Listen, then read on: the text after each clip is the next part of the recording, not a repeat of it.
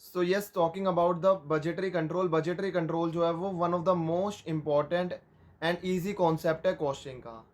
इस जो टॉपिक है इसके अंदर हमारे तीन लर्निंग ऑब्जेक्टिव जो है वो रहने वाले हैं। वो तीन लर्निंग ऑब्जेक्टिव जो है वो क्या हैं, समझो। सबसे पहले एक तो आ जाता है हमारे पास में लर्निंग ऑब्जेक्टिव जो है वो रहने वाला है कि हम रेशियोज का कंप्यूटेशन करेंगे। द सेकेंड वन इज़ हम जो है वो सीखेंगे कि फ्लेक्सिबल बजट के बारे में। And the third and the last one is कि हम जो है वो सीखेंगे फंक्शनल बजट के बारे में। तो ये तीन हमारे जो है वो क्या रहने वाले हैं, लर्निंग ऑब्जेक्टिव जो है वो रहने वाले हैं। So are you guys excited about learning the budgetary control? So what are you waiting for? Let's get started.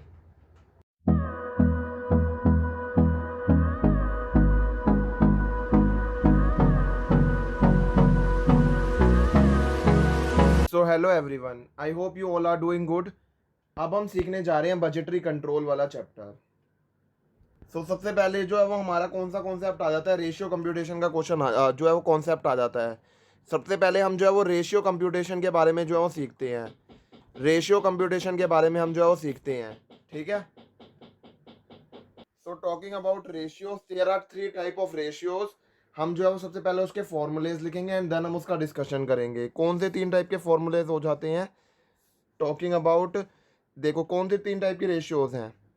एक तो हो गई एफिशिएंसी रेशियो, एक तो हो गई एफिशिएंसी रेशियो, एक हो गई एक्टिविटी रेशियो, एक कौन सी हो गई एक्टिविटी रेशियो, एंड एक हो गई कौन सी कैपेसिटी रेशियो। एक कौन सी रेशियो हो गई, कैपेसिटी रेशियो हो गई। सो यहाँ पर हमारे पास में रेशियो कंप्यूटेशन के अंदर तीन रेशियो जो है वो आ जाती हैं। सो टॉकिंग अबाउट की एफिशिएंसी रेशियो का फॉर्मूला क्या होता है?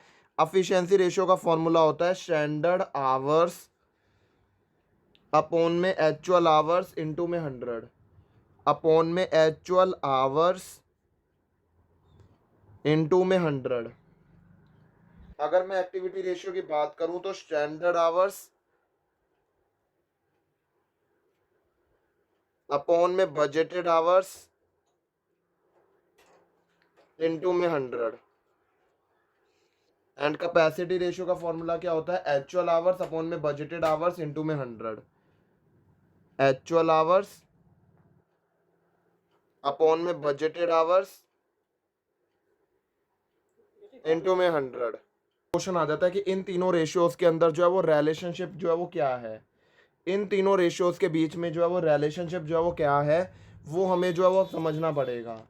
तो रिलेशनशिप क्या है कि अगर मैं एफिशिएंसी रेशियो है, अगर मैं एफिशिएंसी रेशियो को मल्टीप्लाई कर दूंगा कैपेसिटी रेशियो से, अगर मैं एफिशिएंसी रेशियो को मल्टीप्लाई कर देता हूँ कैपेसिटी रेशियो से, तो हमारा क्या आ जाता है? एक्टिविटी रेशियो आ जाता है। तो हमारे पास में क्या निकल कर आ जाता है? एक्टिविटी रेशियो जो है वो निकल कर आ जाता है। ये क्या चीज़ है? ये जो है ये क्या है? रिलेशनशिप है इन तीनों रेशियोज के बीच में। ये क्या है? ये रिलेशनशिप है। ये रिलेशनशिप है इन तीनों रेशियोज के बीच में। देखो अगर आप देखोगे एफिशिएंसी रेशियो का फॉर्मूला क्या है?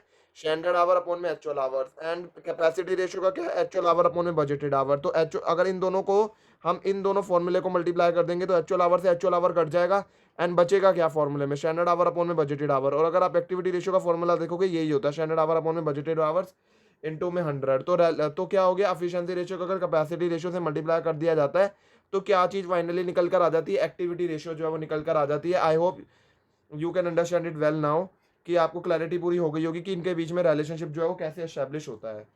सो अब अगली चीज़ पर चलते हैं। अब अगला क्वेश्चन जो आता है वो ये आता है कि क्या मीनिंग होता है, जो भी वेरियस टर्म्स यहाँ पर यूज़ करी गई हैं उसका मीनिंग क्या है। तो अगर मैं बात करूँ, क्वेश्चन आ जाता है what is meaning of terms various terms used. तो क्या मीनिंग है? वेरियस टर्म्स जो भी यूज हुई हुई हैं उनका मीनिंग क्या है। तो टॉकिंग अबाउट जो है कि क्या मीनिंग होता है, सबसे पहले आ जाता है, बात आ जाती है मेरे पास में बजटेड आवर्स का क्या मीनिंग है, बजटेड आवर्स का क्या मीनिंग है, एक्चुअल आवर्स का क्या मीनिंग है, स्टैंडर्ड आवर्स का क्या मीनिंग है। एक्चुअल आवर्स का क्या मीनिंग है एंड अगर बात करी जाए तो बजट स्टैंडर्ड आवर्स का क्या मीनिंग है, वो बात को समझना पड़ेगा कि क्या मीनिंग है इनका। देखो एक बात जो है वो आप क्लैरिटी से समझो, बजटेड आवर्स का मतलब है budgeted hours for budgeted production. क्या मतलब है इसका? Budgeted hours for budgeted production.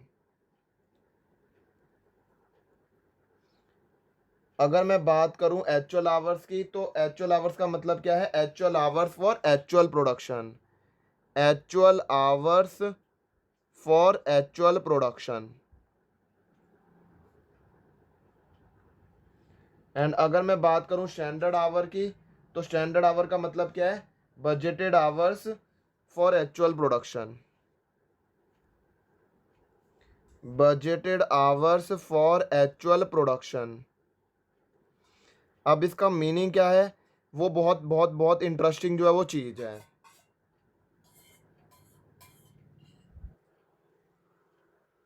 अगर मैं बात करूं बजटेड आवर्स में, तो सही हो गया कि बजटेड आवर है और बजटेड प्रोडक्शन है। एक्चुअल आवर्स की बात करूं तो एक्चुअल आवर और एक्चुअल प्रोडक्शन है, लेकिन गड़बड़ कहाँ आ गई है? स्टैंडर्ड आवर्स में। देखो यहाँ पर क्या लिखा है? बजटेड आवर, और प्रोडक्शन कौन सी लिखी है? एक्चुअल प्रोडक्शन जो है वो लिखी है। तो अब इन चीज़ों को जो है वो समझते हैं।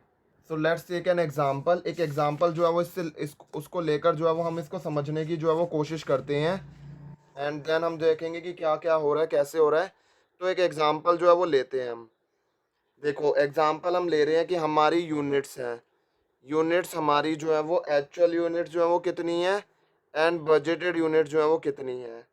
ठीक है, हमारी जो हमने ज्यूम करा कि हमारी एक्चुअल यूनिट जो है वो 100 है, एंड बजटेड जो है वो 120 है। एंड अगर मैं बात करूं कि आवर्स पर यूनिट जो है वो कितना आ रहा है, 5 आ रहा है एंड 6 आ रहा है। ठीक है, ये हमारा जो है वो एग्जाम्पल हमने फ्रेम करा है। सबसे पहले हम लिखते हैं बजटेड आवर्स। मैंने बजटेड आवर्स का आपको मीनिंग बता दिया कि बजटेड आवर्स का जब भी मीनिंग लिखना है तो उसका मतलब क्या है? Budgeted hours for budgeted production. तो बजटेड आवर्स जो है वो कैसे निकाले जाएंगे? आई होप आपको जो है वो अब दिमाग में क्लियर हो रहा होगा। Budgeted hours for budgeted production. Budgeted production कितनी है? 120 यूनिट्स हैं। एंड बजटेड आवर्स की बात करूं तो 6 आवर्स हो रहे हैं। तो 6 इंटू में 120 कितना हो गया? 720 हो गया, है ना?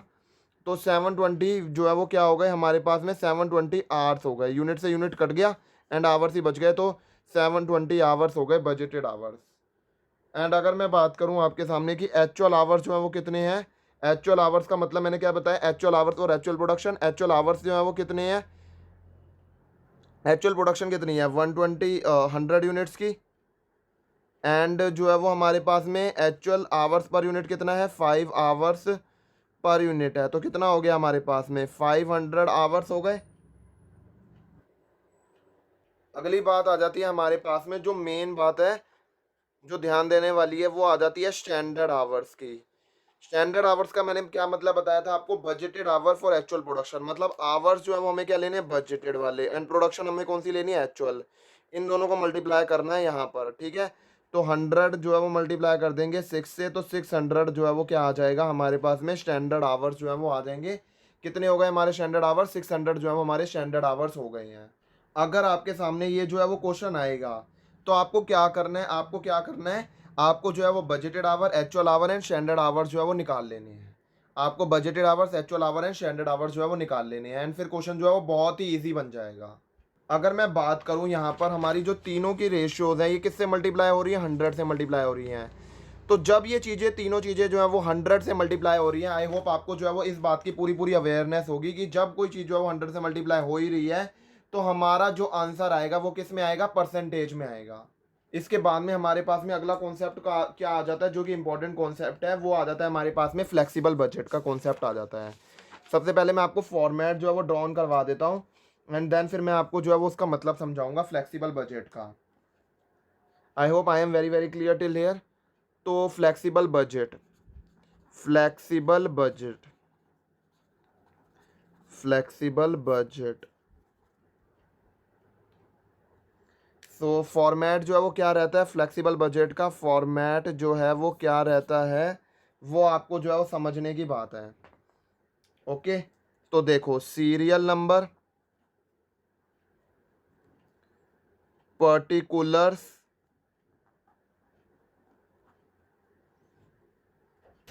1 2 3 4 एंड 5। सबसे पहले बात आ जाती है यूनिट्स की। ए पॉइंट में हमारे पास में आ जाता है बात सेल्स की। देन कॉस्ट, कॉस्ट के अंदर भी हमें जो है वो क्या करना है, यहाँ लिखना है कि जो है वो कौन सी फिक्स्ड वाली, इसका bifurcation fixed, variable and semi variable के अंदर, सेमी वेरिएबल। एंड टोटल आ जाता है हमारे पास में बी का, ये पूरे बी का टोटल आ जाता है। And then talking about profit जो है वो कैसे निकाला जाएगा, जब हम ए में से बी को माइनस कर देंगे तो हमारा प्रॉफिट जो है वो निकल कर आएगा फ्लेक्सिबल बजट के केस के अंदर। सो अब हम समझते हैं फ्लेक्सिबल बजट को। अब फ्लेक्सिबल बजट का जो है वो मीनिंग क्या होता है, फ्लेक्सिबल बजट का नाम जो है वो जैसे नाम से ही क्लियर हो रहा है ये कि ये जो है वो चेंज किया जा सकता है, ये चेंज हो सकता है, उसे क्या बोला जाता है, फ्लेक्सिबल बजट। मतलब that can be changed, that can be changed is known as flexible budget. मतलब जो चेंज हो सकता है, फ्लेक्सिबल बजट का मतलब क्या है, जो कि चेंज हो सकता है, दैट कैन बी चेंज्ड, उसे जो है वो क्या बोला जाता है, उसे जो है वो फ्लेक्सिबल बजट जो है वो बोला जाता है, जो कि चेंज हो सकता है। मतलब ये फिक्स नहीं है, ये फ्लेक्सिबल है, ये चेंज हो सकता है। जैसे एक एग्जांपल के थ्रू जो है वो समझते हैं। मान लो आप किसी ऑर्गेनाइजेशन के अंदर गए हैं, वो ऑर्गेनाइजेशन जो है वो 80% पर काम कर रही है। उस ऑर्गेनाइजेशन के जो सीईओ है ना, उसने कहा कि आप जो है वो हमारे को प्रॉफिट वगैरह निकाल के दिखाओ कि हमारा प्रॉफिट वगैरह कितना आ रहा है। आपने निकाल कर दिखा दिया। फिर अब जो है वो सीईओ कहता है, मान लो हम 80% पे काम ना करते हुए हम जो है वो 85% पर काम करते तो कितना हमारे जो है वो प्रॉफिट होता, आपने वो भी निकाल के दिखा दिया। अगर 75% पर काम करते तो कितना होता, आपने वो भी निकाल के दिखा दिया। और अगर मान लो 100%, सीईओ कहता है मान लो अब अच्छी सिचुएशन आ जाती है एंड जहाँ पर हम 100% कैपेसिटी पर काम कर रहे हैं तो कितना प्रॉफिट होगा, तो भी आपने जो है वो उसका प्रॉफिट जो है वो निकाल के दिखा दिया। तो ये क्या चीज़ है, ये क्या चीज़ है, ये है कि आप जो है वो क्या कर रहे हो, आप जो है वो आप जो है वो ये जो आप कैलकुलेशन वगैरह कर रहे हो, ये बजट कौन सा है, ये फ्लेक्सिबल बजट है, फ्लेक्सिबल बजट है ये। तो कहने का मतलब है डिफरेंट डिफरेंट लेवल्स पर सेल्स एंड कॉस्ट को जो है वो एडजस्ट कर कर प्रॉफिट जो है वो निकालना depending upon the capacity utilisation is also known as flexible budget, is also known as flexible budget. सबसे पहले आपको समझने की जरूरत है कि जो है वो क्या कितने कैसे कैपिटल कैपेसिटी यूटिलाइजेशन आप लिखोगे। तो सबसे पहले आप यहाँ पर पर्टिकुलर्स लिख दोगे एंड यहाँ पर 1 2 3 4 5 के अंदर आप क्या लिखोगे, जितने भी कैपेसिटी यूटिलाइजेशन है वो आप जो है वो यहाँ पर लिख दोगे। अगर क्वेश्चन में 60%, 70%, 75%, 80%, 85% जितने भी कैपेसिटी यूटिलाइजेशन के लेवल्स दे रखे हैं वो सारे के सारे आप जो है वो क्या करोगे, यहाँ पर जो है वो लिख दोगे 1 2 3 4 5 में। ये कितने भी हो सकते हैं, 4 ही हो सकते हैं, 3 हो सकते हैं, कितने भी हो सकते हैं, तो वो जो है वो आप जो है वो यहाँ पर लिख दोगे। आई hope I am very very clear till hair. अगर अगर अगर अगर क्वेश्चन में यूनिट्स दे रखी हैं तो आप 1 2 यहाँ पर जो है वो लिख लोगे। सिंस ये यूनिट्स की जो है वो कैलकुलेशन जो है वो आपको बहुत ज़्यादा हेल्पफुल रहेगी फर्दर कैलकुलेशंस में। तो अगर यूनिट्स की इन्फॉर्मेशन दे रखी है तो आपको क्या करना है, यूनिट्स की इन्फॉर्मेशन जो है वो यहाँ पर सबसे पहले लिख देनी है। इसके बाद में हम जो है वो लिख लेंगे सेल्स को, इसके बाद में हम किसको लिख लेंगे, सेल्स को। एंड अगर टॉकिंग अबाउट कि सेल्स जो है पूरी की पूरी यूनिटरी मेथड से हम जो है वो निकाल सकते हैं। एंड तो सेल्स जो है वो हम लिख लेंगे एंड सेल्स को जो है बहुत इजीली जो है निकाला जा सकता है यूनिटरी मेथड से। जैसे अगर मैं बात करूं कि जो है वो आपकी यूनिट जो हैं, यूनिट जो है वो आपको दे रखी हैं कि यूनिट जो है वो मान लो 50% जो है वो दे रखी हैं एंड आपकी सेल जो है वो आपकी 100 लाख है। और अगर मैं बात करूं जो है सेकंड लेवल पर जो है वो यूनिट्स नहीं, मतलब यहाँ पर कैपेसिटी कितनी है 50% की, सेल्स है 100 लाख की, तो 60% के लेवल पर जो है कितनी सेल होगी वो आप इजीली निकाल सकते हो। जैसे 100 डिवाइडेड बाई 50% इंटू में 60%, तो आपकी सेल आ जाएगी यहाँ पर इस लेवल पर 60% के लेवल पर। ऐसे ही थर्ड फोर्थ फिफ्थ पे जो भी कैपेसिटी यूटिलाइजेशन होंगे यूनिटरी मेथड से जो है हम निकाल सकते हैं। जैसे ये जो सेल है ये कितने परसेंट को रिप्रेजेंट कर रही है एंड ये वाले लेवल के लिए कितनी जो है वो परसेंटेज निकाली जा सकती है, ऐसे करके हम आगे भी निकाल सकते हैं। I hope I am very very clear till here. So अब मैं जो स्पेशल पॉइंट की बात करता हूँ जो फ्लेक्सिबल बजट के अंदर होता है। देखो फ्लेक्सिबल बजट के अंदर बात क्या रह जाती है, इसके अंदर एक ही चीज़ जो है स्पेशल होती है कि यहाँ पर कॉस्ट का बाइफोकेशन जो है वो 3 चीज़ों में किया गया है, फिक्स्ड के अंदर, वेरिएबल के अंदर एंड सेमी वेरिएबल के अंदर। तो यहाँ पर कॉस्ट जो है वो कितने टाइप की है, 3 टाइप की है, fixed, variable and semi variable. तो यहाँ पर कॉस्ट के कितने जो है वो टाइप हो गए, 3 टाइप हो गए, fixed, variable and semi variable. तो यहाँ पर अगर मैं बात करूँ, हमारे पास में ये था हमारे पास में सेल एंड बी के अगर हम टोटल को जो है वो माइनस कर देंगे ए में से अगर हम बी को माइनस कर देंगे तो हमारे पास में क्या निकल कर आ जाएगा, प्रॉफिट जो है वो निकल कर आ जाएगा। अब हम कॉस्ट की बातें जो है वो इन डिटेल में जो है वो पढ़ते हैं। मैंने क्या बताया आपको कि कॉस्ट जो है वो 3 टाइप की होती है, एक तो होती है फिक्स्ड, एक होती है वेरिएबल, और एक कौन सी होती है हमारे पास में, सेमी वेरिएबल कॉस्ट होती है। ठीक है, कॉस्ट जो है वो क्या होती है, 3 टाइप की होती है। कॉस्ट का कैटेगराइजेशन जो है वो 3 टाइप में होता है। एक तो होती है हमारे पास में फिक्स्ड कॉस्ट, फिर variable cost and then semi variable cost. देखो, fixed cost,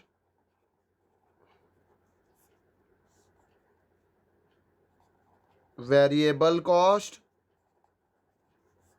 and then third आ जाती है हमारे पास में सेमी वेरिएबल कॉस्ट, है ना।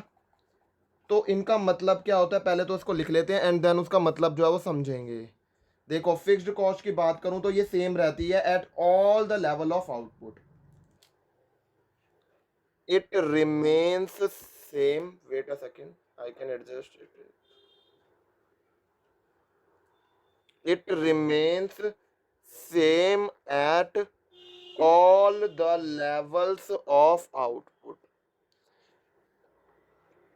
It remains same at all the levels of output. लेकिन अगर मैं वेरिएबल कॉस्ट की बात करूं तो ये वेरीज होती रहती है। It varies with the output proportionately. It varies with the output proportionately जो है वो वैरी करती रहती है, प्रोपोर्शनेटली वैरी करती रहती है। एंड अगर मैं बात करूं सेमी वेरिएबल कॉस्ट की तो ये वैरी करती है with the output but not proportionately. It varies with the output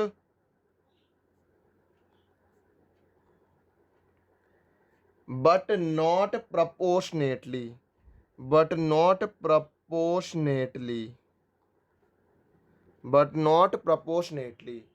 तो टॉकिंग अबाउट कि फिक्स्ड कॉस्ट क्या होती है, फिक्स्ड कॉस्ट जो है वो सेम रहती है at all the level of output.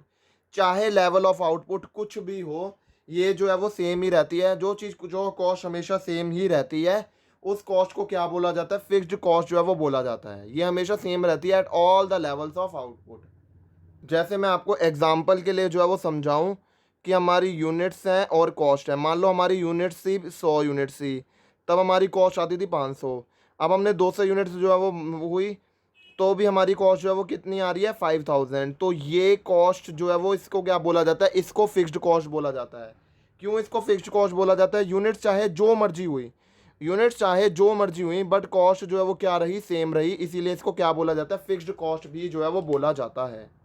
तो जब हम फ्लेक्सिबल बजट के अंदर फिक्स्ड कॉस्ट को जो है वो पुट ऑन करेंगे, मतलब हम लिखेंगे, तो हमारे को एक बात ध्यान में रखनी है, ये जो है वो सेम ही रहने वाली है, ये जो है सेम ही रहने वाली है, यहाँ पर भी, यहाँ पर भी, यहाँ पर भी, यहाँ पर भी, यहाँ पर भी ये चेंज नहीं होने वाली, क्योंकि फिक्स्ड कॉस्ट का नाम ही ये होता है, मतलब ही ये होता है it remain same at all the level of output. चाहे वो आउटपुट का परसेंटेज 50 है, 60 है, 30 है, 40 है, 90 है, कुछ भी है, it remain same at all the levels of output.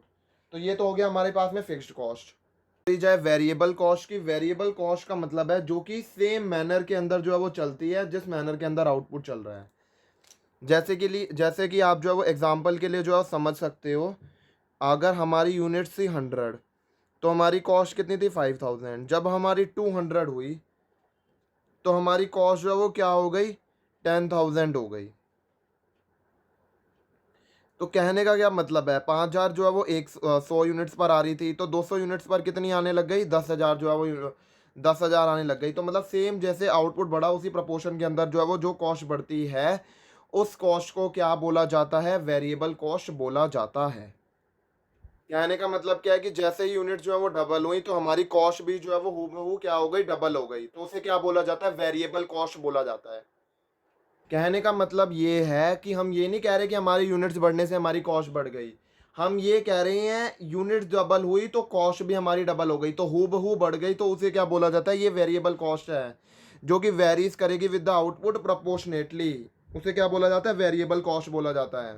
कहने का मतलब ये है, जब हम सेमी वेरिएबल कॉस्ट जो है वो बजट के अंदर लिखेंगे, यहाँ पर हम सेमी वेरिएबल मतलब वेरिएबल कॉस्ट जो है वो लिखेंगे, तो ये जैसे सेम सेल्स की तरह चलता है ना, बिहेव करता है कि ये है, तो मतलब 50% की है सेल, तो 60% पर कितनी तो हमने यहाँ निकाल ली थी। ऐसी 70% पर कितनी है, तो यहाँ पर ये देखकर कि 5,000 जो है वो 50% के लिए, तो 70% के लिए कितनी। तो डिपेंडिंग अपॉन जैसे हम ये सेल्स निकाल रहे होंगे, जैसे सेल्स बिहेव कर रही होगी वैसे ही वेरिएबल कॉस्ट जो है वो बिहेव करेगी।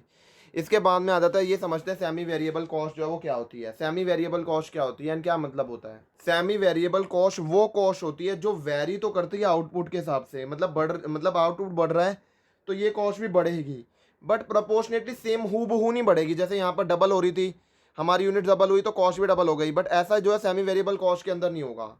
यहाँ पर आउटपुट के बढ़ने से कॉस्ट तो बढ़ेगी, वेरी ही करेगी, बट जो है वो प्रोपोर्शनेटली मतलब बिल्कुल हूबहू नहीं करेगी। जैसे कि मैं एग्जांपल के लिए लेके चलता हूँ, यूनिट थी 100 एंड जो है वो 200, कॉस्ट थी पहले 5,000 थी, एंड अगर ये जो है वो 8,000 हो जाती है तो क्या ये हूबहू बढ़ी, ये डबल हुई, लेकिन ये पूरा डबल नहीं हुआ। तो ये वेरीज तो करी आउटपुट के साथ में, बट ये प्रोपोर्शनेटली वेरी नहीं करी। तो सेमी वेरिएबल कॉस्ट का मतलब है ये कॉस्ट जो है वो चेंज तो हो रही है आउटपुट के चेंज होने से, बट हूबहू चेंज नहीं हो रही है, सेम तरीके से चेंज नहीं हो रही है, पूरी तरीके से चेंज नहीं हुई है। अब क्वेश्चन आ जाता है कि हम फ्लेक्सिबल बजट के अंदर जो सेमी वेरिएबल कॉस्ट है वहाँ पर हम क्या लिखेंगे।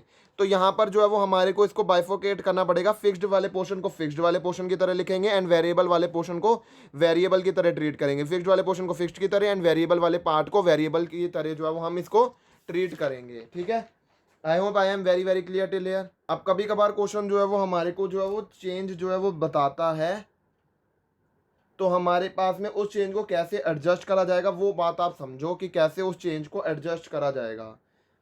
ठीक है, तीनों केसेस के अंदर, चाहे वो फिक्स्ड कॉस्ट हो, चाहे वो वेरिएबल कॉस्ट हो, चाहे वो सेमी वेरिएबल कॉस्ट हो, इन तीनों ही केसेस के अंदर कैसे ट्रीटमेंट करने पड़ेगा हमारे को, वो हमारे को समझना है। ठीक है, तो यहाँ पर हम जो है वो क्या लिखते हैं, हम जो है वो लिखते हैं कि चेंज का प्रिंसिपल जो है वो क्या रहने वाला होता है। Change principle, wait a second, change principle, अगर मैं बात करूं फिक्स्ड कॉस्ट की, अगर मैं बात करूं फिक्स्ड कॉस्ट की, तो ये हमेशा टोटलिटी के अंदर चेंज होती है, always change in totality, always change in totality. And अगर मैं बात करूं वेरिएबल कॉस्ट की, अगर मैं बात करूं वेरिएबल कॉस्ट की, तो वेरिएबल कॉस्ट जो है वो चेंज होती है, always change as per unit basis, always change as per unit basis. And अगर मैं बात करूं सेमी वेरिएबल कॉस्ट की, सेमी वेरिएबल कॉस्ट, तो ये चेंज, ये यहाँ पर जो है वो फिक्स्ड एंड वेरिएबल प्रोपोर्शन जो है वो सेपरेटली जो है वो चेंज होता है। तो यहाँ पर जो है वो चेंज होता है fixed and variable proportion separately जो है वो चेंज होता है सेमी वेरिएबल कॉस्ट के अंदर। देखो, जैसे अब हम पिछले वाला एग्जांपल जो है वो लेकर चलते हैं, पूरा पूरा नहीं, जैसे 5,000 थी हमारी फिक्स्ड कॉस्ट, तो हमारी 5,000 फिक्स्ड कॉस्ट थी एंड क्वेश्चन अगर कहता है कि हमारी फिक्स्ड कॉस्ट जो है वो 10% बढ़ गई है, तो हमारा जो है वो कितना जो है वो बढ़ जाता है, और कितनी हो जाती है हमारी फिक्स्ड कॉस्ट, 5,500 बढ़ जाती है। हमने टोटलिटी के अंदर ऐड कर दिया और हमारे पास में रिवाइज्ड फिक्स्ड कॉस्ट जो है वो निकल कर आ गई, उसे क्या बोलते हैं, फिक्स्ड कॉस्ट जो है वो बोलते हैं। तो कहने का क्या मतलब है, कहने का ये मतलब है कि फिक्स्ड कॉस्ट जो है वो हमेशा टोटलिटी के अंदर बढ़ती है। अब मैं बात करूं वेरिएबल कॉस्ट की, तो वेरिएबल कॉस्ट जो है वो हमेशा चेंज होती है पर यूनिट बेसिस पर जो है वो चेंज होती है वेरिएबल कॉस्ट। कहने का ये भी मतलब है कि वेरिएबल कॉस्ट जो है वो कभी भी टोटलिटी के अंदर चेंज नहीं होती है। तो मैं बात करूं कि कैसे जो है वो निकाला जाएगा, ये तो हो गया था फिक्स्ड कॉस्ट का एग्जांपल, अब आ जाता वेरिएबल कॉस्ट का। देखो, जैसे वेरिएबल कॉस्ट के अंदर हमने ये देखा था कि हमारी 5,000 यूनिट्स पर जो 100 यूनिट्स पर हमारी कॉस्ट कितनी थी, 1,000। तो सबसे पहले, और क्वेश्चन में मान लो वेरिएबल कॉस्ट लिखा है 10% से बढ़ने वाली है, तो सबसे पहले आप क्या करो, कॉस्ट पर यूनिट निकाल लो। सबसे पहला स्टेप क्या रहने वाला है, आपको कॉस्ट पर यूनिट निकाल लो। कॉस्ट पर यूनिट क्या हो गई, 5000 डिवाइडेड बाई 100, मतलब 50 रुपये हो गई पर यूनिट के हिसाब से हमारी कॉस्ट कितनी हो गई, 50 पर यूनिट हो गई हमारी कॉस्ट।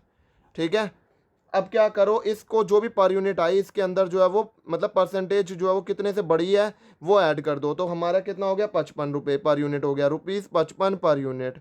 अब इस 55 पर यूनिट को जो है वो मल्टीप्लाई कर दो जितनी भी यूनिट्स हैं। जैसे हमारे एग्जांपल के अंदर कितनी है, 200 यूनिट्स हैं, तो आप ऐसे करोगे। तो आप जो चेंज जो वो करोगे ना, वो आप पर यूनिट के बेसिस पर करोगे। सबसे पहले आपको कॉस्ट पर यूनिट निकालनी है, उसके अंदर जो जितनी वेरिएबल कॉस्ट बढ़ी है वो ऐड कर देंगे, एंड देन जो आया उसको नंबर ऑफ यूनिट से मल्टीप्लाई कर देंगे। तो इसी तरीके से आपको वेरिएबल कॉस्ट को करना है। इसको आपको ये नहीं है कि टोटलिटी के अंदर कर देना। अगर आप मान लो यहाँ पे टोटलिटी के अंदर करते तो क्या कर देते आप, 5000 के अंदर 5000 के अंदर जो है 10% ऐड कर देते तो नहीं आएगा आपका आंसर। आपको पहले सबसे पहले कॉस्ट पर यूनिट निकालनी पड़ेगी, फिर उसके अंदर कितना बड़ा वो, एंड जो है वो फिर उसके बाद में ये। तो ऐसे करा जाएगा वेरिएबल कॉस्ट का। तो आपको सतर्क रहना है यहाँ पर। अगर मैं बात करूं कि सेमी वेरिएबल कॉस्ट को जो है वो कैसे करना है ट्रीट, तो हमारे को फिक्स्ड वाले पोर्शन को फिक्स्ड वाले की तरह, एंड जो है वो वेरिएबल वाले पोर्शन को वेरिएबल की तरह जो है वो ट्रीट कर लेना है। एंड डिपेंडिंग अपॉन कि कैसा क्वेश्चन है उसके हिसाब से जो है हमें फिक्स्ड वाले पोर्शन को फिक्स्ड की तरह एंड वेरिएबल वाले पोर्शन को वेरिएबल पोर्शन की तरह जो है वो ट्रीट कर लेना है। अब क्वेश्चन ये आता है कि हम सेमी वेरिएबल कॉस्ट को सेग्रीगेट कैसे करेंगे। सेमी वेरिएबल कॉस्ट का सेग्रीगेशन कैसे करा जाएगा, क्वेश्चन वो आ जाता है, semi variable cost segregation semi variable cost का सेग्रीगेशन जो है वो कैसे किया जाएगा। मेन क्वेश्चन जो है वो दिमाग में अब ये अराइज होता है कि कैसे करेंगे। सबसे पहले अगर मैं बात करूं कि वेरिएबल कॉस्ट पर यूनिट लिख लेते हैं, उसका फॉर्मूला कैसे है और वेरिएबल कॉस्ट पर यूनिट जो है वो कैसे निकाली जाएगी। तो चेंज इन कॉस्ट अपॉन में change in units, and that is obvious भी कि जो है वो जो भी कॉस्ट यूनिट के चेंज होने से जो है वो चेंज हो रही है, वो ऑब्वियस सी बात है वो वेरिएबल कॉस्ट पर यूनिट ही रहने वाली है ना। तो वो वेरिएबल कॉस्ट ही रहने वाली है। एंड अगर मैं बात करूं कि हमारी फिक्स्ड कॉस्ट जो है वो कितनी रहने वाली है, फिक्स्ड कॉस्ट जो है वो मेरी कितनी रहने वाली है, तो मैं टोटल कॉस्ट में से टोटल वेरिएबल कॉस्ट जो है वो माइनस कर देता हूं। तो हमारे पास में क्या आ जाएगी, फिक्स्ड कॉस्ट आ जाएगी। तो टोटल कॉस्ट में से टोटल वेरिएबल कॉस्ट जो है वो हम माइनस कर देंगे, तो हमारे पास में क्या निकल कर आ जाएगी, फिक्स्ड कॉस्ट निकल कर आ जाएगी। तो क्वेश्चन है, मैं ना आपको ना ये वाले जो है क्वेश्चन जो मैंने आपको एग्जांपल लिखवाया था, इस एग्जांपल के थ्रू जो है वो मैं आपको समझा देता हूँ कि इसके अंदर जो है वो वेरिएबल कॉस्ट पर यूनिट कितनी आएगी एंड फिक्स्ड कॉस्ट कितनी आएगी। देखो, वेरिएबल कॉस्ट पर यूनिट जो है वो कैसे निकाली जाएगी। देखो चेंज कितना है कॉस्ट के अंदर, 3000 का चेंज है, मतलब 8000 माइनस 5000। आपको प्रॉपर स्टेप लिख के दिखाना है, 8000 माइनस 5000 एंड 200 माइनस 100। तो मैंने लिख के दिखा देता हूँ ताकि आप भी शॉर्टकट ना लो। 8000 माइनस 5000 एंड 200 माइनस में 100, ये क्या हो गया 3000 एंड ये क्या हो गया 100। तो हमारे पास में क्या आ गया, 30 रुपीज़ आ गया। ये हमारे पास में क्या आ गई, वेरिएबल कॉस्ट पर यूनिट आ गई, निकाल ली। अब हमारे पास में फिक्स्ड कॉस्ट जो है वो कितनी होगी। फिक्स्ड कॉस्ट के लिए हमारे को जो है वो क्या करना है, टोटल कॉस्ट में से हम जो है वो माइनस कर देंगे टोटल वेरिएबल कॉस्ट को। अगर मैं बात करूं, कोई भी आप लेवल पर निकाल सकते हो। अगर आप जो है वो 100 यूनिट्स के लेवल पर निकाल रहे हो तो आपकी फिक्स्ड कॉस्ट वहां पर कितनी है, कैसे निकलेगी, टोटल कॉस्ट कितनी थी 5000, इसमें से आप माइनस कर दो जो भी हमारी पास में वेरिएबल कॉस्ट पर यूनिट है, उसको मल्टीप्लाई कर दो नंबर ऑफ यूनिट से, तो जो कि थी 100 यूनिट्स के लेवल पर हम निकाल रहे हैं अभी। तो 5000 माइनस 3000 कितना आ गया, 2000। तो कहने का मतलब क्या है कि हमारी जो है वो फिक्स्ड कॉस्ट है 2000 एंड वेरिएबल कॉस्ट कितनी थी 3000। फिक्स्ड कॉस्ट हमारी की थी 2000 एंड वेरिएबल कॉस्ट कितनी थी 3000। तो टोटल मिला के हमारी 5000 हो गई यहाँ पर। तो हमारे को इसका बाइफोकेशन मिल गया कि हमारी फिक्स्ड कॉस्ट इसमें कितनी है, वेरिएबल कॉस्ट कितनी है। ऐसे ही हम 200 के यूनिट्स के लेवल पर भी हम निकाल लेंगे कि हमारी वेरिएबल कॉस्ट कितनी मतलब हमारी फिक्स्ड कॉस्ट जो है वो कितनी है एंड वेरिएबल कॉस्ट जो है वो कितनी है। उस केस में कैसे निकाला जाएगा, 8000 में से हम माइनस कर देंगे 30 इंटू में 200। तो उस केस में 2000 हमारी फिक्स्ड कॉस्ट रहने वाली है एंड 6000 हमारी वेरिएबल कॉस्ट रहने वाली है 200 यूनिट्स के लेवल पर। अब मैं बात करूं कि हम कैसे सेमी वेरिएबल कॉस्ट को जो है वो चेंज करेंगे। तो देखो हमारे पास में यहाँ पर फिक्स्ड वाला पोर्शन जो है वो कितना आया, 2000 आया। इसके अंदर हमने कहा कि जो है वो हमारी फिक्स्ड कॉस्ट 10% बढ़ रही है, तो हमने जो है वो ऐसे बढ़ा दी। एंड अगर मैं बात करूं वेरिएबल कॉस्ट पर यूनिट कितनी थी 30, एंड ये कितनी बढ़ रही है, ये जो है वो हमारी मान लो ये भी 10% बढ़ रही है, तो हमने 30 में 10% ऐड करा तो 33 आ गई। तो ये हो गई हमारे पास में फिक्स्ड कॉस्ट एंड ये हो गई हमारे पास में वेरिएबल कॉस्ट पर यूनिट। तो ऐसे करके जो है वो सेमी वेरिएबल कॉस्ट को जो है वो चेंज करा जाता है, फिक्स्ड एंड वेरिएबल प्रोपोर्शन को जो है वो सेपरेटली जो है वो चेंज करा जाता है। इसके बाद में हमारे पास में अगला कॉन्सेप्ट आ जाता है फंक्शनल बजट का। सबसे पहले ये समझते हैं कि फंक्शनल बजट होता क्या है। फंक्शनल वर्ड जो है वो कहाँ से बनता है कि हर डिपार्टमेंट के अंदर काम कैसा होता है, कैसे फंक्शन जो है वो परफॉर्म करे जा रहे हैं, वहां से वर्ड जो है वो डिराइव हुआ है फंक्शनल वर्ड। फंक्शनल बजट का मतलब ये है कि एक ऑर्गेनाइजेशन के अंदर जितने भी डिपार्टमेंट है, हर डिपार्टमेंट जो है वो क्या करता है, अपने लिए जो है वो अपने लिए बजट प्रिपेयर करता है। उस बजट को क्या बोला जाता है, फंक्शनल बजट बोला जाता है। जैसे कि लेबर का बजट, सेल्स का बजट, ये सारे के सारे बजट जो प्रिपेयर करे जा रहे हैं, मटेरियल का बजट। तो यहाँ पर फंक्शनल बजट के अंदर हम जो है वो वही वाले जो है वो बजट, सारे बजट नहीं सीखेंगे। It will be very time consuming कि हम जो है सारे सीख भी नहीं सकते हैं, क्योंकि कुछ जो है वो जो भी हैं जो सिंपल मैनर में बन सकते हैं वो तो हम लॉजिकली अप्लाई करके भी बना सकते हैं, उसके अंदर सीखने वाली बात नहीं है। जो डिफ़िकल्ट रहते हैं हम उनको जो है वो यहाँ पर डील करेंगे फंक्शनल बजट के कॉन्सेप्ट के अंदर। फंक्शनल बजट के अंदर सबसे पहले आ जाता है हमारे पास में प्रोडक्शन बजट। एंड अगर मैं बात करूं प्रोडक्शन बजट की, तो प्रोडक्शन बजट के अंदर वो जो है ये डील करता है फिनिश्ड प्रोडक्ट से, ये डील करता है फिनिश्ड प्रोडक्ट से। तो हम जो है वो क्या करेंगे, हम क्या करने वाले हैं, हम सबसे पहले जो है वो लिख देंगे सेल्स। हमने लिख दी सेल्स। अगर हम कोई ऑन द सेफर साइड हम कुछ जो है वो स्टॉक जो भी हम क्लोजिंग स्टॉक के अंदर रख रहे हैं उसका भी प्रोडक्शन कर रहे हैं, तो वो भी अमाउंट जो है वो क्या कर दिया जाएगा, क्लोजिंग स्टॉक का वो भी ऐड कर दिया जाएगा। एंड अगर आपके पास में कुछ यूनिट ऐसे हैं जो आपके पास में ऑलरेडी पड़े हैं, तो वो आपको बनाने की ज़रूरत नहीं है, इसीलिए हम उसको क्या कर देंगे, माइनस कर देंगे। तो हम माइनस कर दिया हमने ओपनिंग स्टॉक को, हमने माइनस कर दिया ओपनिंग स्टॉक को, हमने माइनस कर दिया। तो फाइनली यहाँ पर हमारे पास में ये चीज़ निकल कर आ जाएगी। अब क्वेश्चन आ जाता है, ये जो चीज़ फाइनली निकल कर आई है इसे क्या बोला जाता है, इसे बोला जाता है यूनिट्स। क्या है जो कि प्रोड्यूस्ड है, यूनिट्स प्रोड्यूस्ड जो है वो कितनी है वो निकल कर हमारा आ गया है। जैसे ही हमारा प्रोडक्शन बजट जो है वो ख़त्म हुआ, हमारे को जो अगला बजट बनाना पड़ता है वो कौन सा बजट है हमारे पास में, कंजम्पशन बजट आ जाता है। कौन सा बजट आ जाता है, कंजम्पशन बजट जो है वो आ जाता है। अब कंजम्पशन बजट जो है वो किससे डील करता है, रॉ मटेरियल से।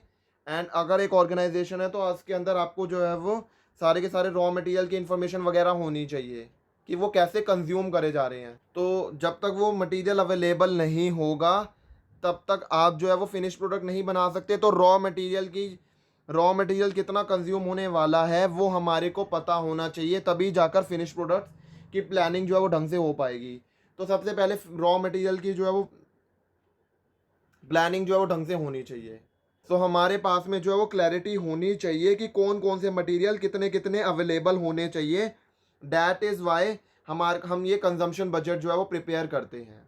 जैसे एग्जांपल के लिए लेके चलते हैं कि मान लो हमारा प्रोडक्शन हो रहा है 5000 यूनिट्स का, एंड एक यूनिट को बनाने के लिए हमारे को 2 kg का रॉ मटेरियल जो है वो लगता है।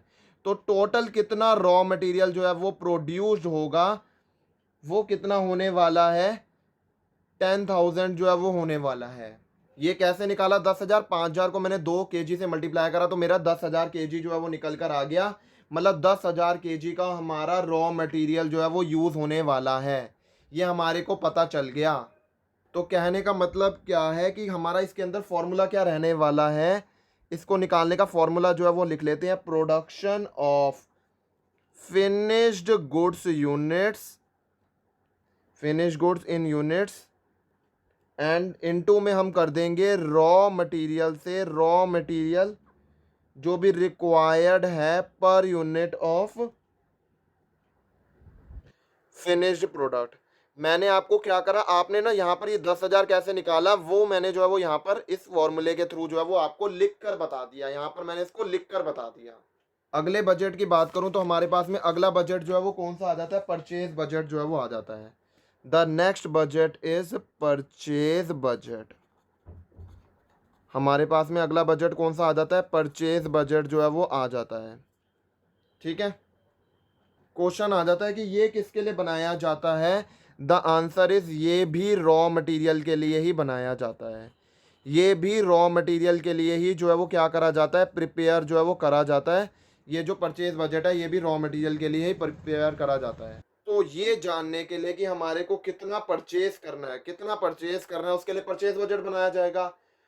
तो ये लॉजिकली सोचना पड़ेगा कि परचेज बजट के अंदर क्या चीज़ें जो है वो कितना चाहिए हमारे को, वो कैसे निकाला जाएगा। तो सबसे पहले हमारे को हम कंसीडर करेंगे कि हमारे को रॉ मटेरियल कितना कंज्यूम्ड करना है, कितने रॉ मटेरियल का हमारे को कंजम्पशन करना है इन यूनिट्स टर्म्स, एंड कितना हम क्लोजिंग स्टॉक के अंदर मेंटेन करने का सोच रहे हैं on the safer side, and कितना हम जो है वो ओपनिंग स्टॉक के अंदर रखेंगे, मतलब पड़ा हुआ है, रखेंगे नहीं इन द सेंस कि वो पड़ा हुआ है जो कि हमारे को खरीदने की ज़रूरत अब नहीं पड़ने वाली है, इसीलिए वो माइनस हो जाएगा। एंड ये दोनों चीज़ें ऐड हो गई। ये हमने क्लोजिंग स्टॉक सेफर साइड के लिए हमने जो है वो रखना है, तो इसीलिए ये भी चाहिए होगा, ये भी परचेज करना पड़ेगा, इसलिए ये ऐड कर दिया। एंड ओपनिंग स्टॉक वाला नहीं खरीदना पड़ेगा, इसीलिए वो चीज़ क्या कर दी हमने, माइनस कर दी। फाइनली जो है वो हमारे पास में ये चीज़ निकल कर आ जाएगी कि हमारे को कितना क्वांटिटी के अंदर रॉ मटेरियल को परचेज करना पड़ेगा depending upon consumption, closing stock and opening stock.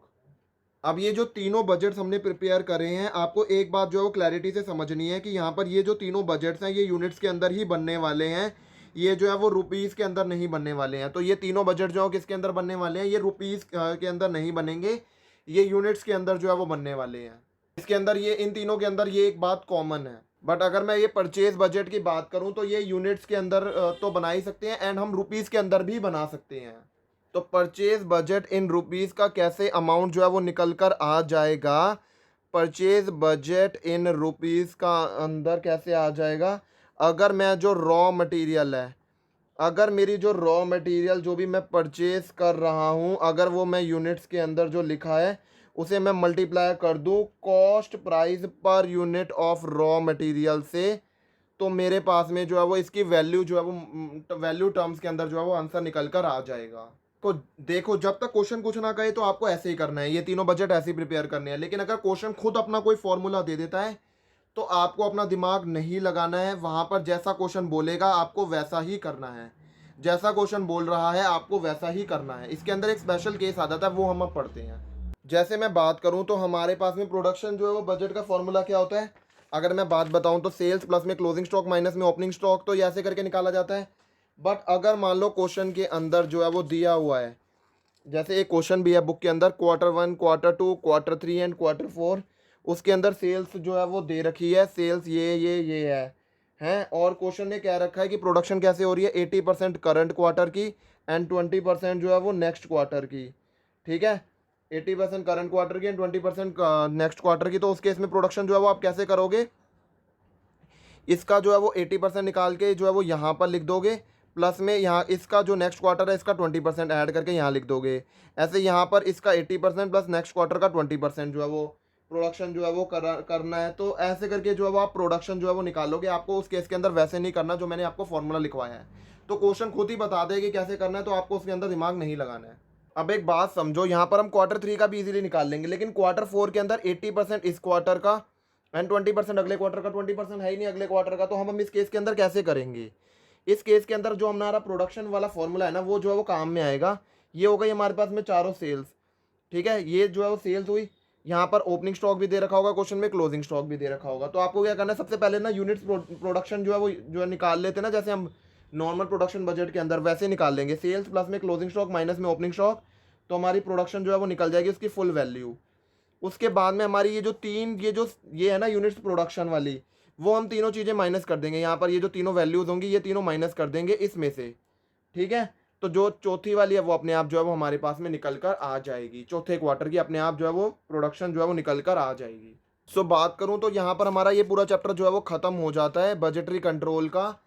तो आई होप आपको ये वीडियो पसंद आई होगी। अगर आपको ये वीडियो पसंद आई है तो वीडियो को लाइक ज़रूर कर देना, चैनल को सब्सक्राइब जरूर कर लेना for getting the latest notification and updates, and do share it with your friends, and thank you everyone for watching the video.